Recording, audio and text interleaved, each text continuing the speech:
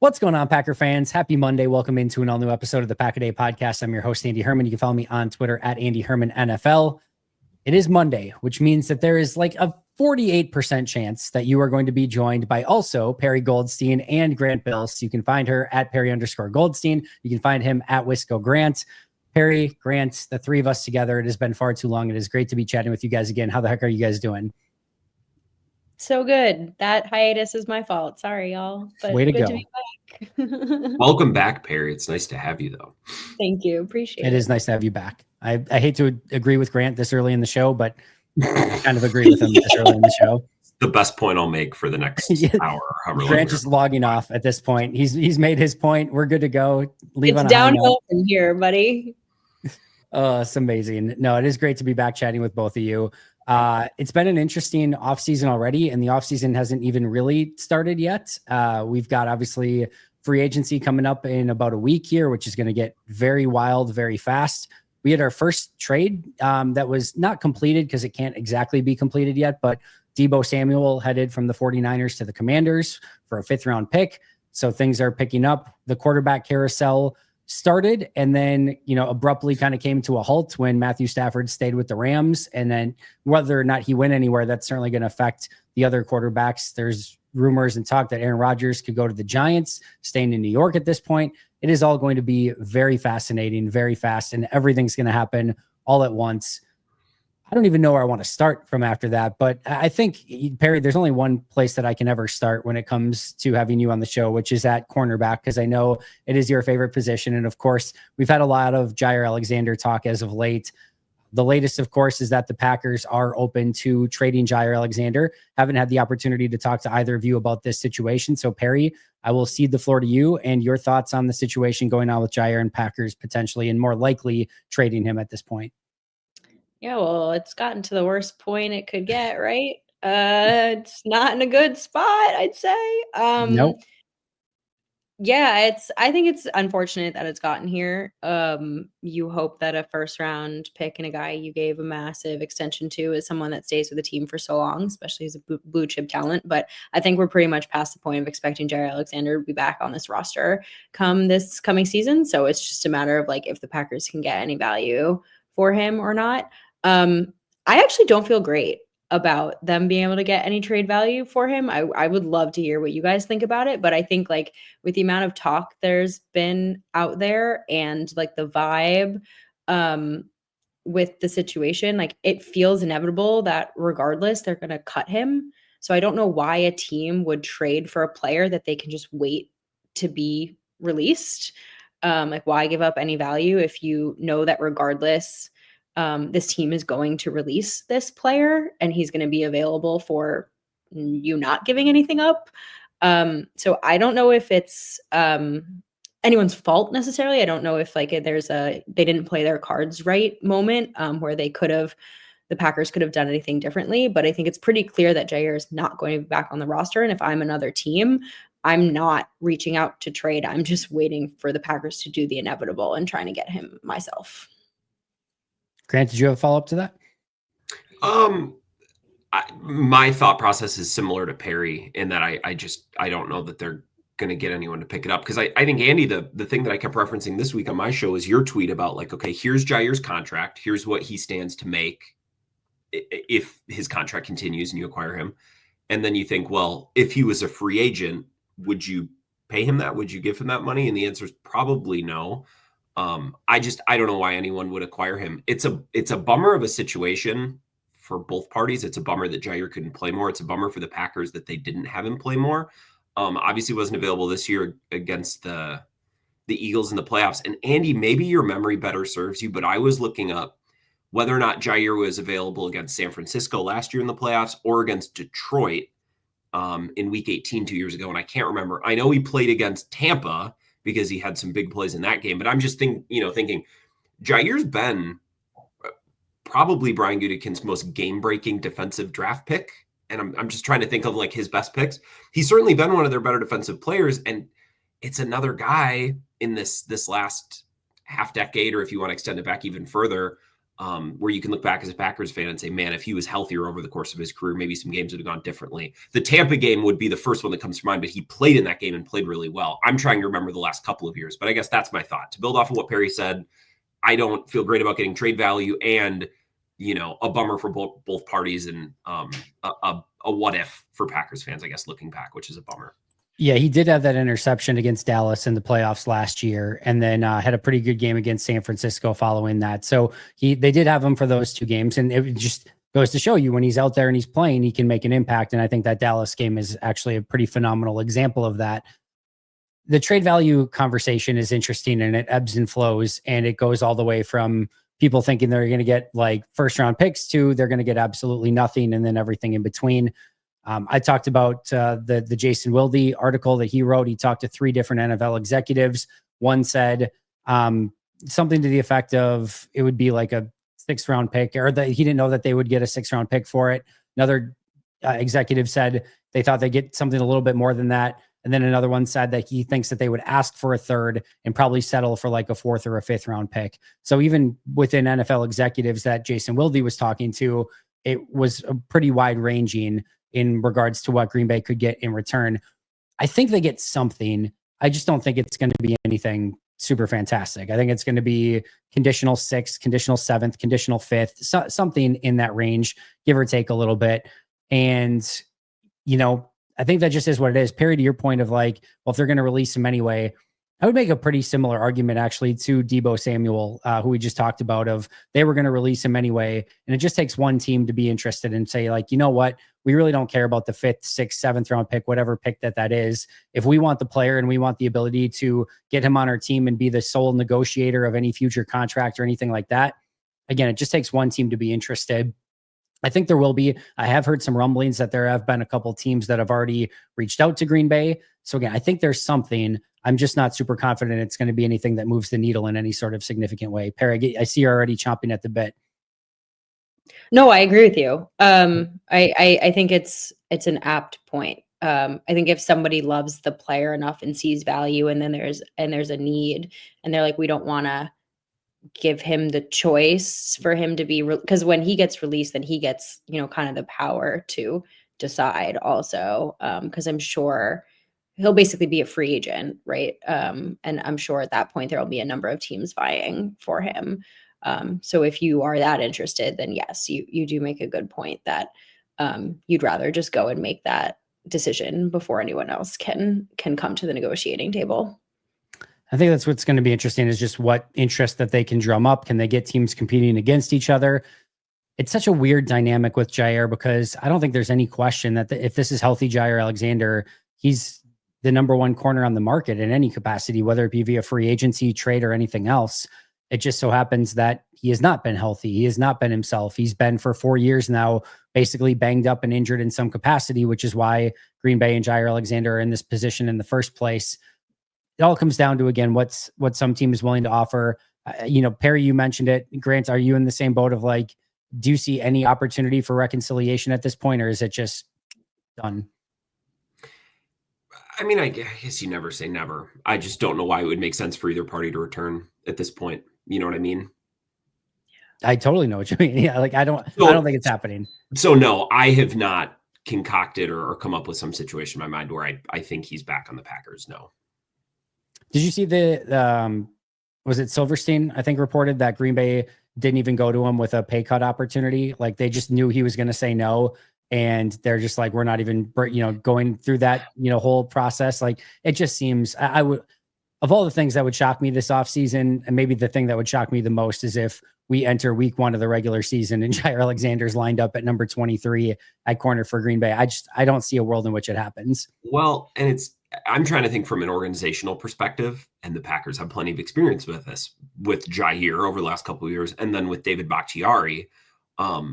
I just think organizations would be smart to place real value and to consider like let's say they were to bring Jair back, but they were able to bring the money down. Like if they were to come to him with a pay cut, but if he's in and out, you have this uncertainty that you're dealing with. You're shifting things around at practice.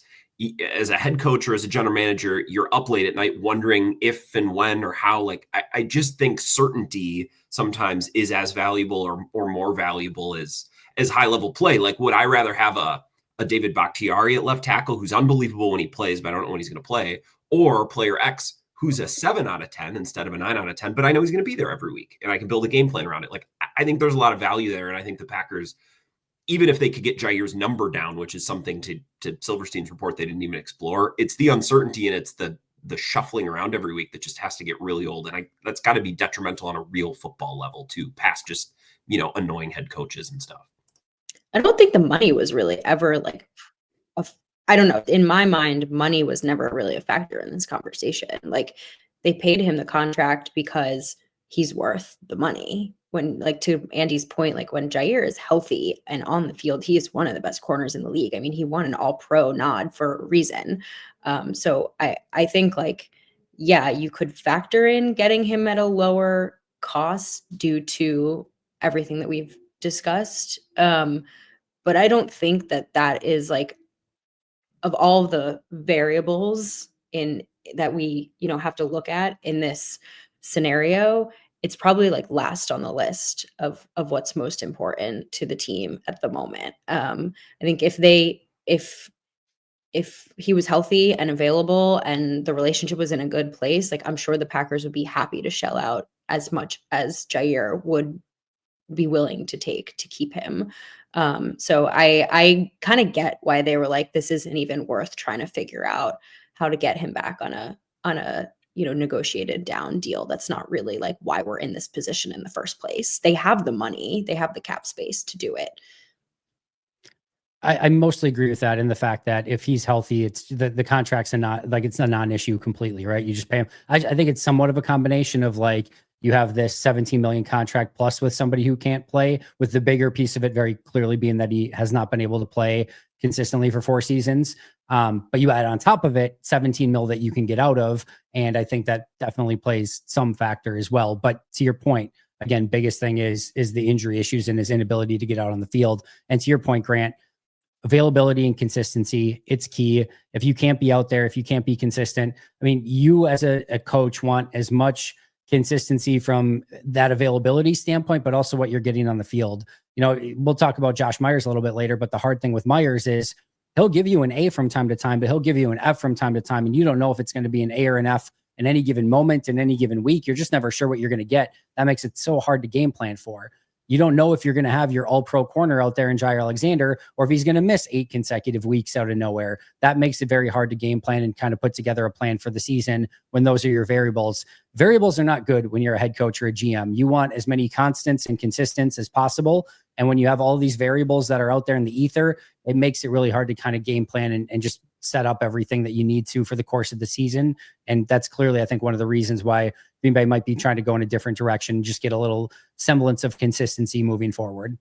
Well, and the thing is, like, if you're going to pay top dollar at a given position as a general manager, you kind of have to then, okay, that position's good. You know what I mean? We paid a premium for it. That's not something that I'm going to have to worry about. That's not something that I'm going to have to, stay up at night wondering, do I have to tweak? Do I have to add? Like, if we're paying Davante Adams a pile of money, that's our wide receiver position, and we'll fill in the cracks best we can. But we have paid a premium to have that taken care of. If you've paid a premium for Jair, like, he kind of needs to shut down half of the field for the math to work, right? From a team building and from a coaching perspective. So it's one thing to have a player who's not available. It's another to have a player who's not available who's making a ton of money. Because then what are we paying for? You know what I mean? Now we're paying for potential. We're paying for this talent that this guy has. But really what this contract is for is we have an awesome corner. He should be able to shut down half of the field and make our life easier. And if you're not able to pay for that, if you're not able to get your investment back, then I think it's just kind of a non-starter, which is why the Packers were like, screw this. We're getting out of this business. Yeah, which I think makes sense. It's going to be very, again, interesting to see what ends up happening, what Green Bay gets in return. And hopefully we are all wrong. And hopefully it's like, 17 first-round picks and we're, completely on the wrong side of it. But we'll see what happens. And we'll see if they actually are able to recoup some sort of compensation for Jair Alexander. Another player that we all knew was going to either be on the block or eventually released in some capacity. It was just a matter of time. But now it was reported by Ian Rappaport as well. Davante Adams is now officially on the block, and the Jets are looking for offers. If they do not get an offer, they will release him, is sort of the thought process here. And of course, Green Bay has been or at least fans have been questioning as to whether or not there could be this reunion with Green Bay and Davante Adams. Peter Bukowski of The Leap and a rival podcast, which will not be named, just kidding, it's Locked On Packers. He reported that that there is interest in Green Bay for a potential reunion with Davante Adams. So Perri, Grant, whoever wants to go first, your thoughts on a potential reunion here. And if we're getting closer to number 17, not Brandon McManus, Davante Adams returning to Green Bay in 2025. I mean, I can go because I don't get it from Pete. Like and he was at the Super Bowl when we were down there, and he's been barking up this Jair for Davante Adams, calling in like just one for one. And if that makes sense, then someone's going to need to explain it to me as to why that makes sense. Like, why would I take my problem and give it to you, and you take your problem and give it to me? Like, maybe it makes sense. I had Pete explain it to me in person, and I think I understand his thinking less now than I did before. And you're talking now specifically Jair for Davante Adams, or just Davante in general? He's been screaming from the hilltops, just trade Jair for Davante. It makes sense for both parties, which I don't get.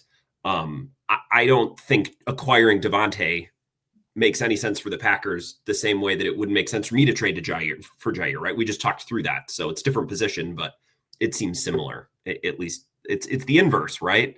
Like, for the same reason no one wants the guy that we're trying to trade away, I don't really want to trade for the other guy.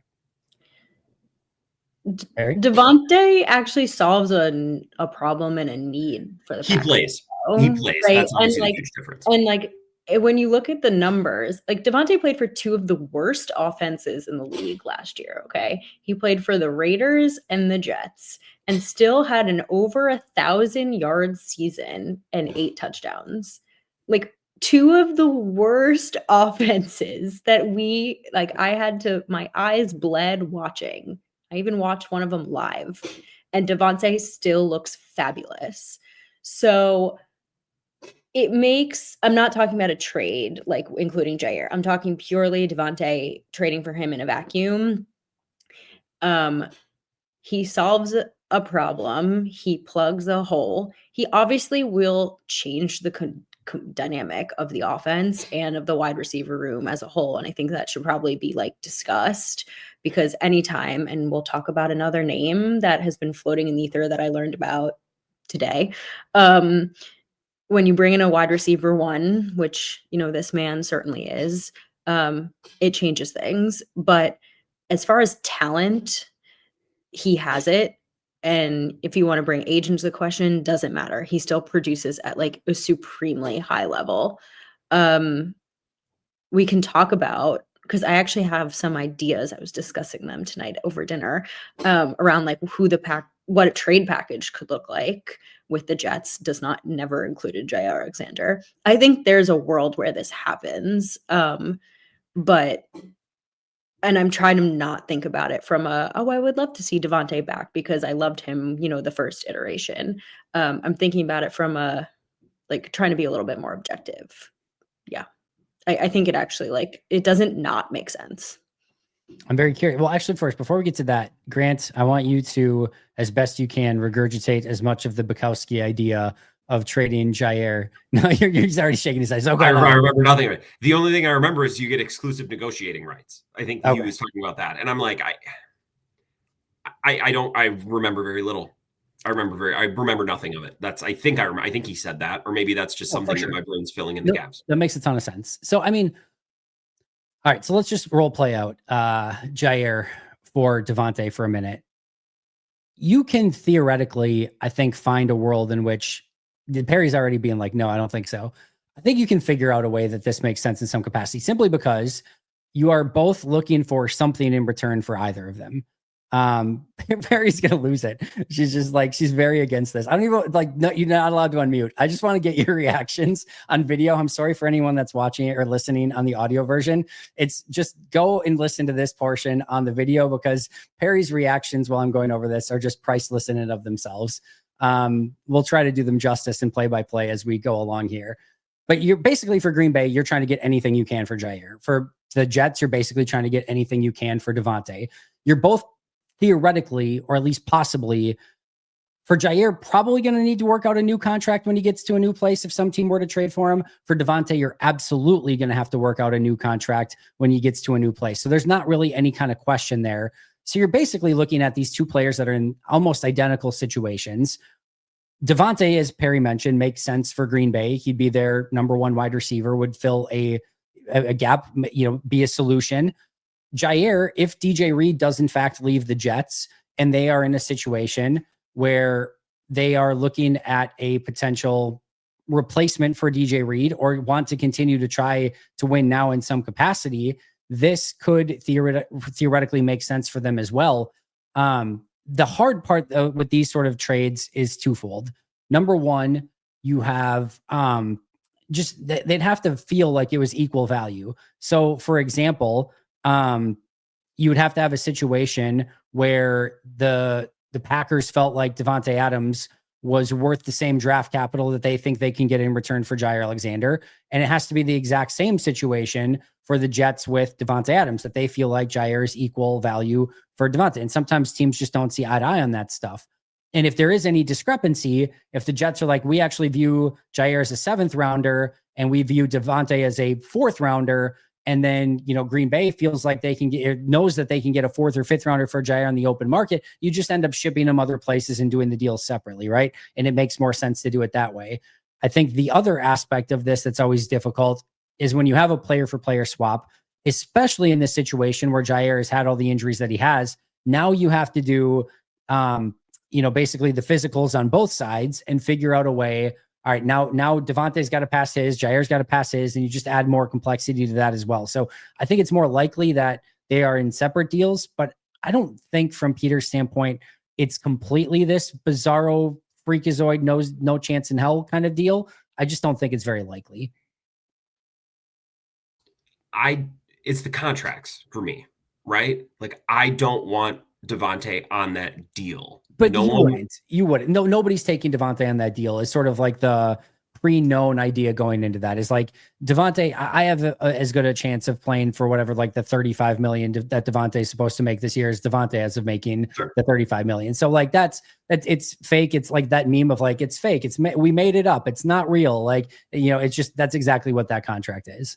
So he gets to Green Bay and then they immediately restructure, or he takes a pay cut, or like that's another mechanic that needs to be explained to me, I guess. And that's the hard part. And that's kind of what I mentioned initially is like, you're probably going to have to renegotiate both of these contracts. So again, which makes a deal like this harder to do because the Jets have to be willing to say, we'll take on Jair and we're going to renegotiate the contract with him. And the Packers have to be willing to take on Davante and be willing to renegotiate the deal with him. And when you trade for a player, now the agents have a little bit more leverage as well to be like, you just traded Jair Alexander for this guy. We want a better contract. You just traded something for him. And the Jets and Jair Alexander, now Jair's like, you just traded Davante Adams for him. Like, you better give him a new contract or he's not going to play for you guys. And the Jets are going to be, by the way, remarkably not wanting to do anything like this after the Hassan Reddick situation a year ago. So they're going to be remarkably cautious with any sort of trades for players moving forward. So again, I think it's probably a non-starter in its entirety, but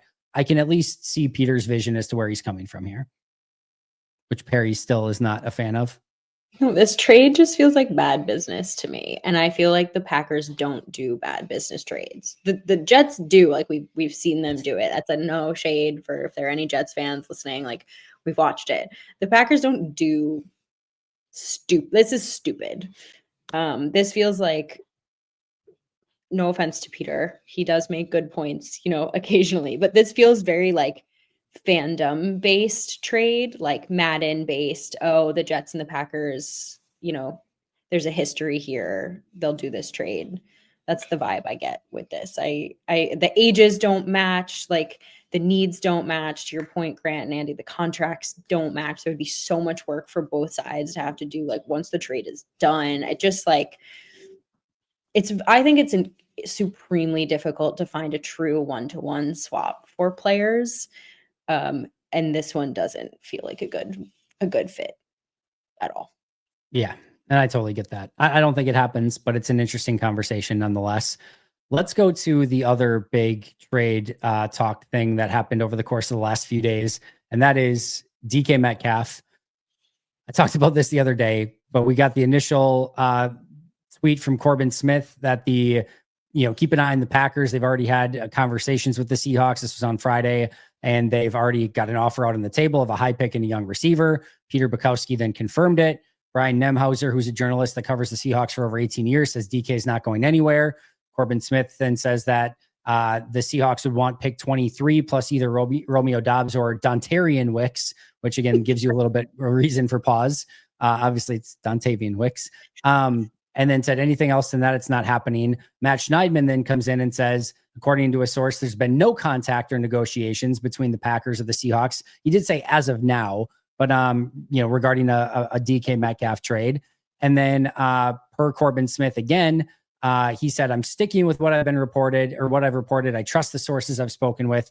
Teams are going to do what they can to cover themselves this time of year. So there's some other stuff that was in there as well.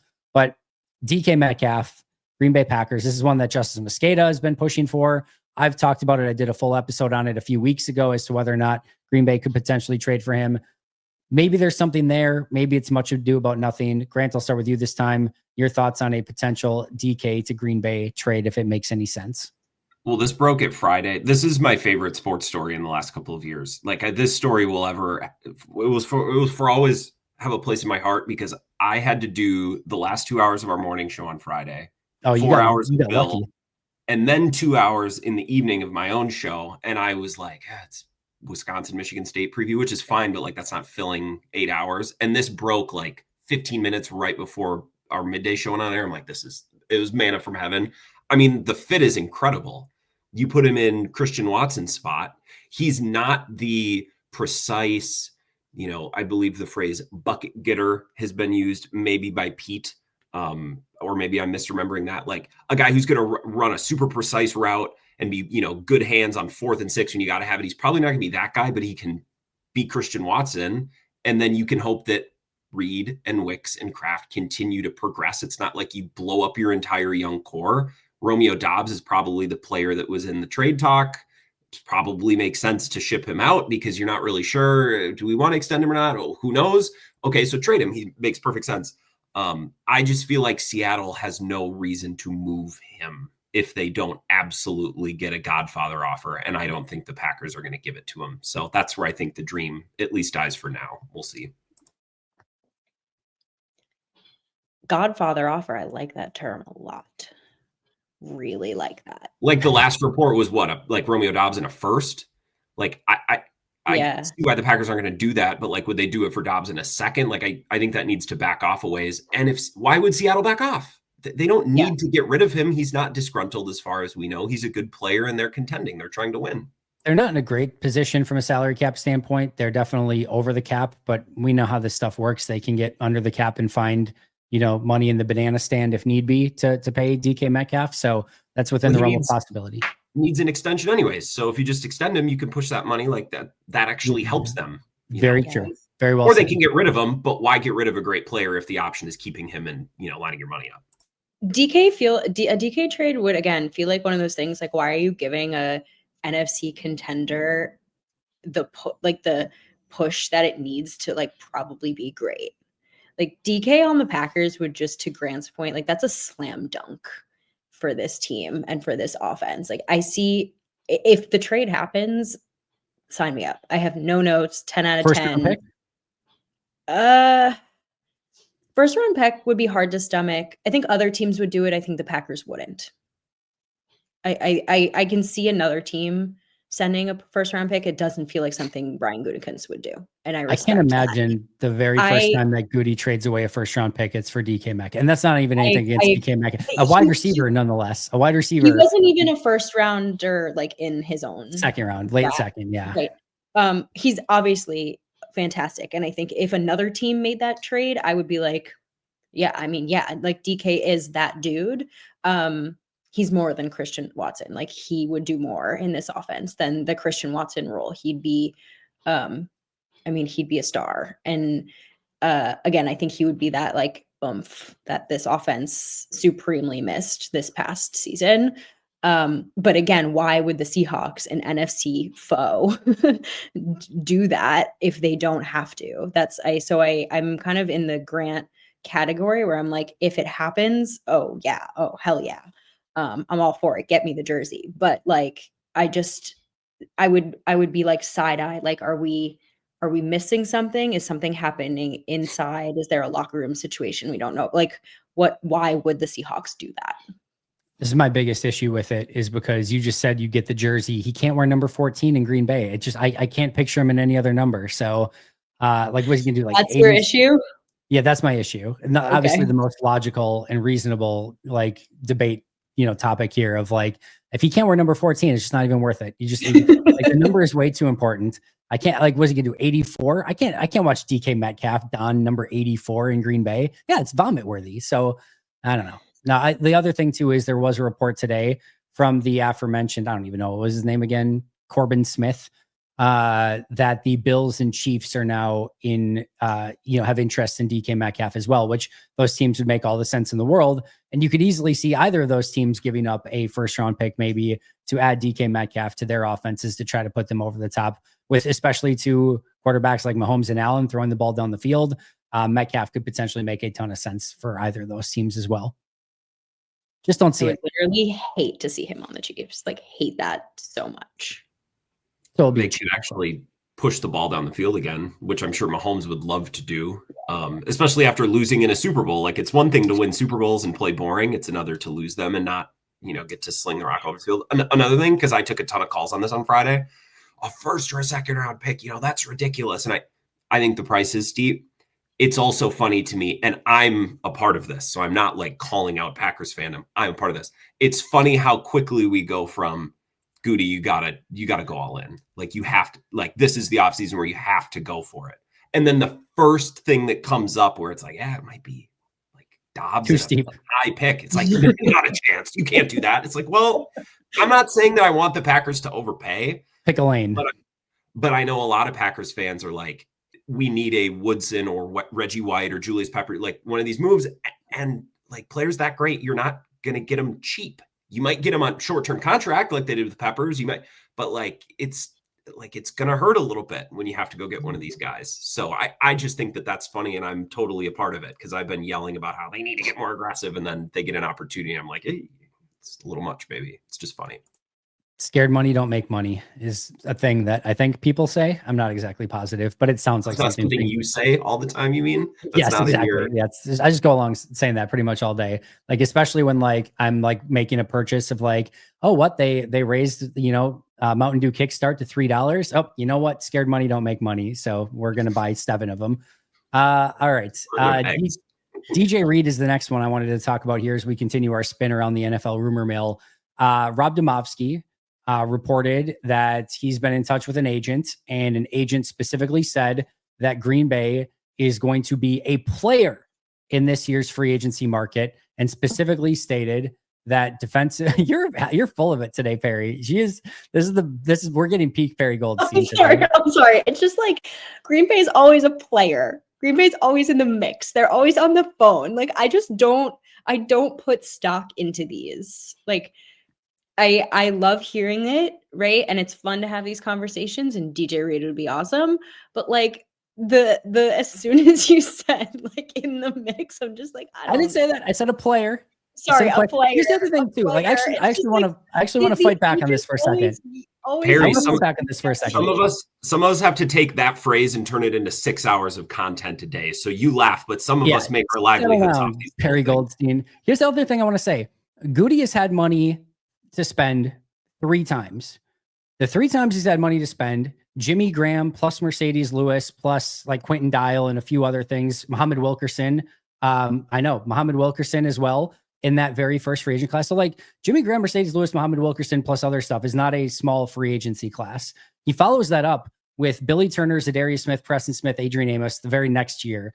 And then he had about 2 or 3 years in there where he just had no money to spend whatsoever. And he tried his best. Like, he got the Rick Wagners, the Devondre Campbells, the, Sammy Watkins, I think, was in there. Like, he tried his best to like make something out of absolutely nothing, but he didn't have any money to spend. The very next time he had free agent money to spend, it's Josh Jacobs and Xavier McKinney. So in 3 off seasons when he's had money, he has gone out every single time and wasn't just aggressive, was like extremely aggressive. And like, if you're saying in like in 3 off seasons, the only time he's had money, like Jimmy Graham, Muhammad Wilkerson, and then Billy Turner, Adrian Amos, Zadarius Smith, Preston Smith, Josh Jacobs, and Xavier McKinney. That's like 8 fairly significant free agent signings in 3 off seasons when he's had money. So and I'm obviously saying it in jest with you, Perri, but I've already seen this thing of like, oh, Green Bay is always going to be in the negotiations or whatever. Like, no, when they've had money, they have put their money literally where their mouth has been, and they've gone out and made these deals happen.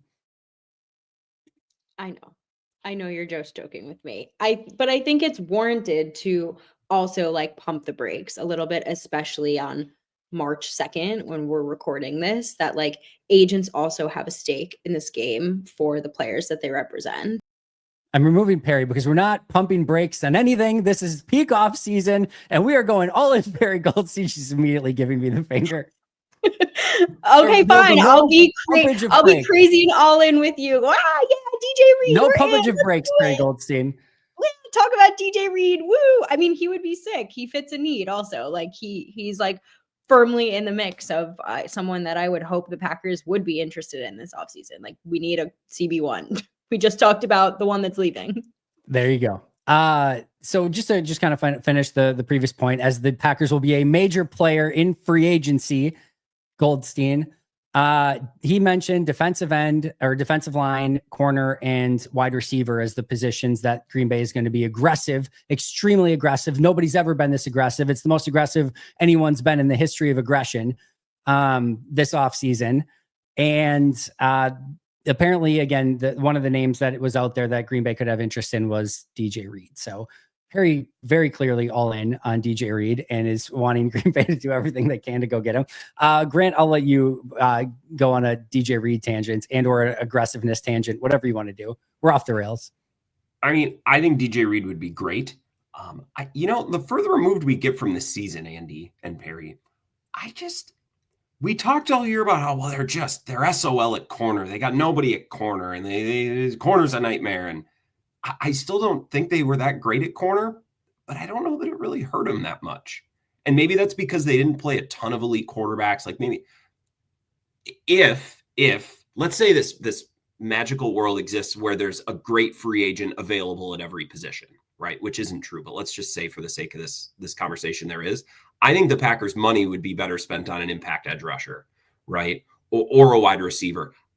I think the Packers could throw 3 draft picks at the cornerback position and probably be pretty good. They got high-level safety play, both young and older, veteran and young behind, Edger and Cooper in front. Like, I would probably rather handle cornerback with a couple of draft picks like they did with safety last year, the wide receiver the year before. I think that would do the trick. You already have Nix in there who's a veteran. He's not amazing, but he's a veteran and he can move around and be versatile as well. But if the opportunity is, well, you can have DJ Reed or nothing, right? Well, then I'd rather spend it on DJ Reed because it's not like you can have DJ Reed or these awesome edge rusher. Like it's a marketplace and you don't know what's going to be available. But if all things were equal, I would rather throw a bunch of draft picks at corner and then spend that money somewhere else is my point. Fair enough. Perri? Yeah, I mean, the draft is hard too. I think we've heard a lot of reports around, them wanting to take a corner the last 2-ish years and someone ahead of them have taken all the guys they liked on their board. So obviously we're talking like perfect world. You'd prefer to spend your money here in free agency and here in the draft.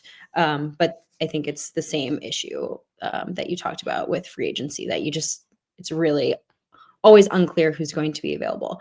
I feel like I need to redeem myself a little bit.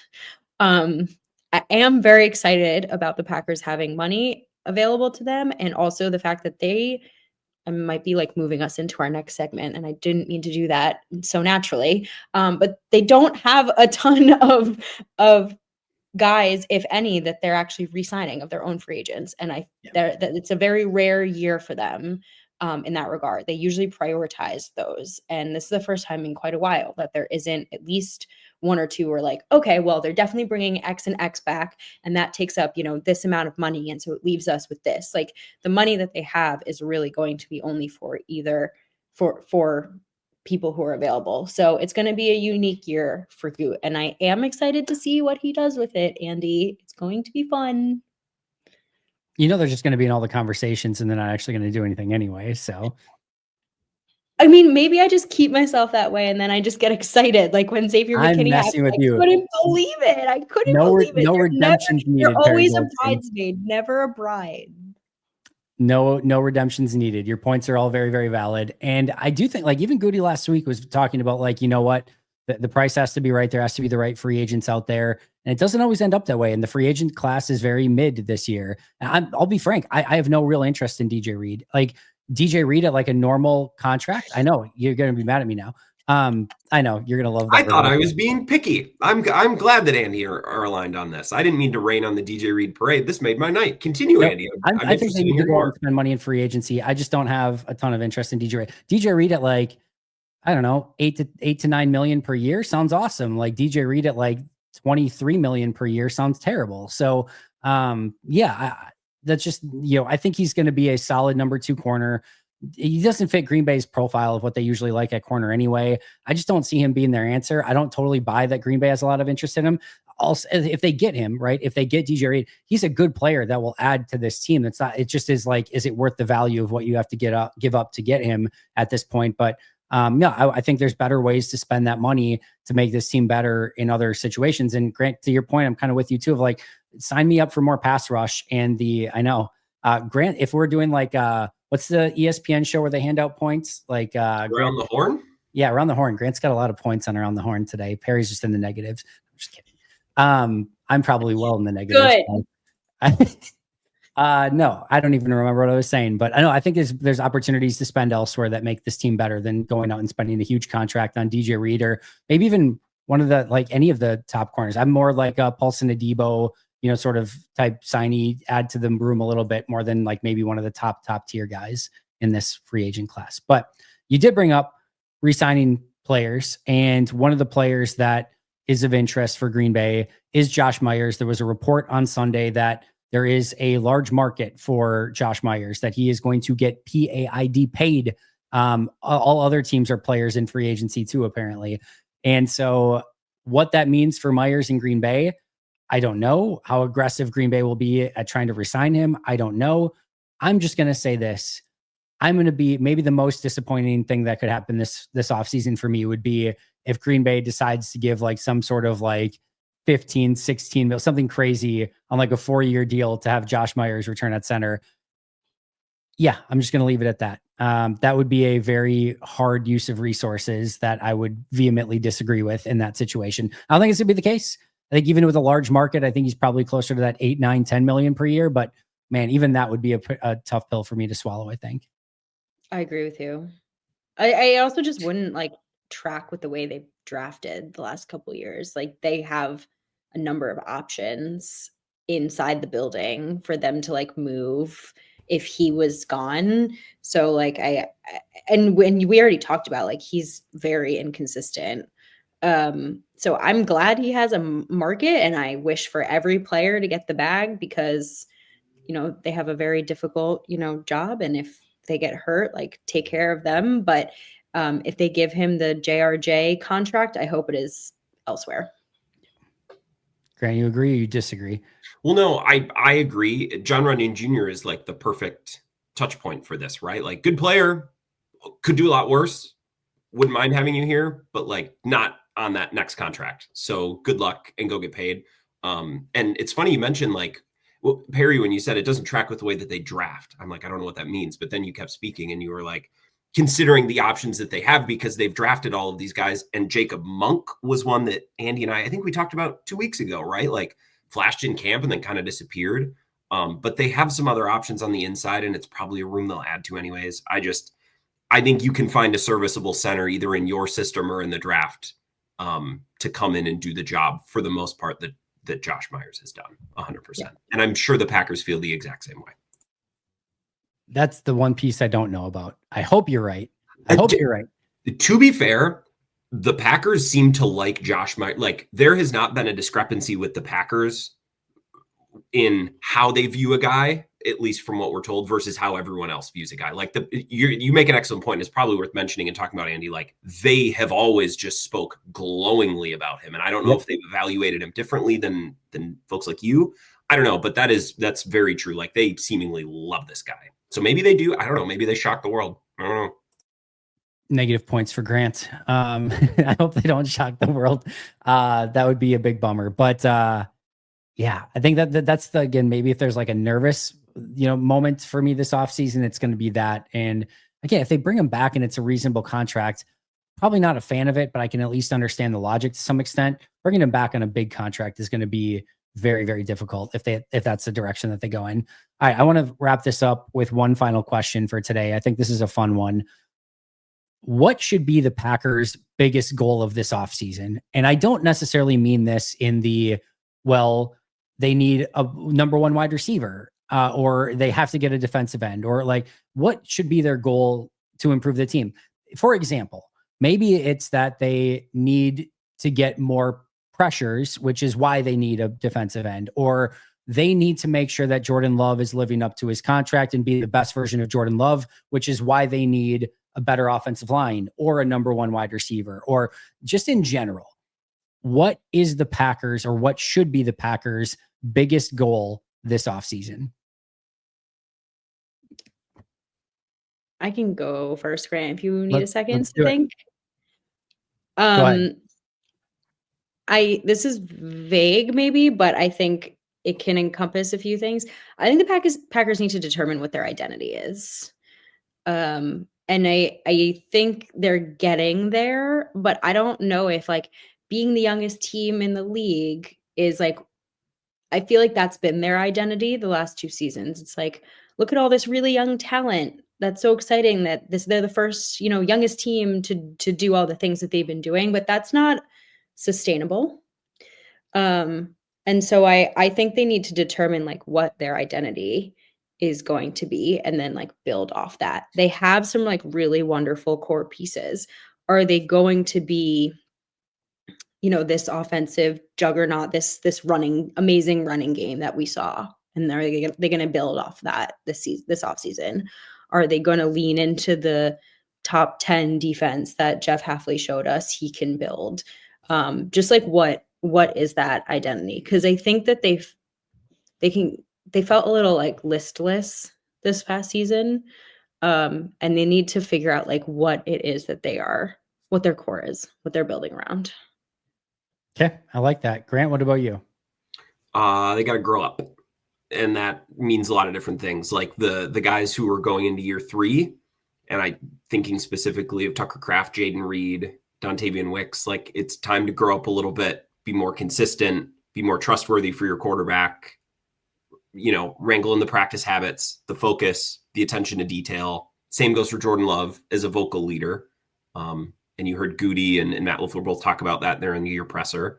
So Jordan Love grow up a little bit. And I think from a roster construction standpoint too, if we're talking about bringing in exterior free agents or making a trade for a guy like DK Metcalf, for example, that's just one example, or Devontae Adams, like if you're bringing guys in, like it's with the goal of transitioning from young plucky team to a team that's truly ready to contend for a championship. And those are Goody's words, unprompted, right? That's what he said. So I think you can use that kind of idea to apply to everybody and all the coaches on the roster. Like it's time to grow up. It's time to go from this young budding team that they've been to a team that's legitimately ready to contend and win big games. And that's both in practice habits, performance of team roster construction, all the things. Like Grant's winning this episode. Love that. Excuse me? I'm just kidding. And to your point, Perry, I'm going to actually very much agree with Grant here. And I had something very similar, and that's just internal progression. And that's from the young players on this team. Still a very young team. And Perry, you're obviously kind of alluding to this as well in some capacity. They're going to add a couple of free agents or trade, whatever it might be. Those players will really help the team. No question about it. They're obviously going to get a new slew of draft picks, some of which will help the team, many of which will be red shirts or not help the team this year. But the vast majority of this 53-man roster are going to be, probably 35, 40 of them, maybe 45, probably 40, somewhere in that range, are going to be players that were already on this team. and the majority of which are probably 26 and under. And I think for that group, there's still so much opportunity for growth. And I think, to me, if I were the Packers, my number 1A objective this offseason is, how do we get the Dontavian Wickses, the Jaden Reeds, the Jordan Loves, the Emmanuel Wilsons, the Marshawn Lloyds, that we can go on and on, obviously on the defensive side of the ball as well. We can go on and on with all these players, Tucker Kraft, Luke Musgrave. How can we get these players playing to the best of their ability? Because to me, as exciting as a free agent or a trade option that could come to this team is going to be, and we're going to be freaking out when it happens, there's going to be a lot more players that are making an impact on a down-to-down basis that are already on this roster that have so much talent and so much potential. And if they leave it to the point where it's untapped potential and they don't reach it, it's going to be a massive disappointment. All of that time, effort, and energy that you put into finding these young, talented players and building this roster where they're all going to be the same ages at the same time and peaking at the same time, all goes for nothing if they never peak. There's no peaking at the right time if you never peak. So I want to see, and hopefully guys like DeMarcus Covington, who they brought in as the new defensive line coach, and those sort of things, hopefully those sort of things can start getting this team in the direction that it needs to go. But to your point, Grant, it's time for this team to grow up. Goody talked about the urgency of this team. It is time for everyone to find that urgency and get to playing their peak Green Bay Packers football. Well, and I don't love Deebo Samuel at this point of his career. Just to use an example, like, I think he's probably a little over the hill, but that's a move that the Commanders made, a team that's not on that dissimilar of a timeline from the Packers. That's a guy who's played in big games and performed at a high level in really big games, right? When the chips are down in an NFC championship game or in a Super Bowl, like, that's a move that's like, hey, we're growing up here. You know what I mean? Like, we're taking a step from a team that surprised everyone in year one with Jaden Daniels to a team that, like, we're not satisfied, or we're not just waiting around. So that's an example of, to me, how an outside move. Andy, you spoke to the inside, and I agree, but an example of how an outside move can send a message, right, and make a point, even for a player that I don't like. I don't love Deebo Samuel at this point, but I think it makes a statement about where the Commanders are, and I would like to see similar things from the Packers, I guess, is my point. Like it a lot. Any final thoughts on that, Perri? No, I think it's a good one. I think it's, along the lines of what I was thinking. It's like, this team needs to come together and just, like, decide who they are, right? Which is, like, are you really, like, this team that we think you are? To your point, Andy, like, are you just untapped potential, or are you going to reach that potential and do something with it? And I think we all hope, right, it's the latter. But they all need to decide and buck up and, like, become that. And I think there's a level of, like, maturity, and Grant put it very simply, like, grow up. But I think maturity that they need to reach this off season. So I don't know necessarily if it always comes from external forces, but we did see, I think, really nice steps from the external folks they brought in this last offseason in Josh Jacobs and Xavier McKinney. I think they helped a lot. So I am hopeful that whatever moves Goot does do, to Grant's point, that it will bring a level of maturity and cohesion to this team that they're missing. Knock on wood, Goody really, I guess I should take that back. I was going to say Goody never really missed in any major, but Jimmy Graham was a pretty significant miss. I take it back. Never mind. And I don't want to jinx anything anyway. So hopefully he can just keep his recent run of good free agent signings going, because that would certainly help in a big way as well. All right. I think that does it for us today. Perri, Grant, any final thoughts before we get out of here? It's crazy how quickly things turn around from Super Bowl to Combine. I think, Andy, we talked about this in one of our previous chats, but I like how we just move on from the Super Bowl into very serious offseason things. And I think this is going to be an exciting couple months for the Packers. So I'm looking forward to it. Speaking of very serious offseason things, Wednesday, April 23rd, the night before the draft in Green Bay, 7 to 9 p.m., I'm going to be hosting a live Q&A at Hagemeister Park in Green Bay. in 7 to 9, I'll probably hang around after for a little bit of a meet and greet, or maybe we'll go somewhere else and hang out and grab a drink after as well. But make sure to come to that. It's totally free. We're going to talk Packers draft and just Packers in general for a couple hours live in person. Again, Hagemeister Park, downtown Green Bay, 7 to 9. There's going to be a ton of events going on downtown Green Bay the night before the draft. So make sure to come check it out. And again, I will be live, Hagemeister Park, 7 to 9, night before the draft. That's my spiel. Make sure to go follow Grant and Perri. Grant, where can we find all of your incredible work? Probably Twitter is the best place to look. I'm on Twitter at Wisco Grant, but the show is the Wisco Sports Show, and it's on YouTube and Facebook and wherever you get your podcasts as well. Pretty easy. And Perri, unfortunately, due to your points in today's performance, you do not get to make any plugs on the way out. So where can we find all of your incredible work, Perri? Bye. You can follow me on all the socials at Perri_Goldstein, but most importantly, to follow the other podcast that I do. It's actually the more important one. So false. It's actually they do amazing work. Facts what she said, PWSS podcast. Maggie and I have taken a little break since the Super Bowl, but we are going to be back when free agency hits. So just like follow the socials and look out for when our episodes start again. Make sure to follow them at, again, Pax What She Said. And of course, the brains of the operation, you can follow at Maggie J. Loney on Twitter as well. So make sure to follow her. You can follow him at Wisco Grant. You can find her at Perri_Goldstein. You can find me at Andy Herman NFL. And of course, the podcast at Pack-A-Day Podcast. That's going to do it for us today. But until next time, and as always, go Pack Go. Go Pack Go.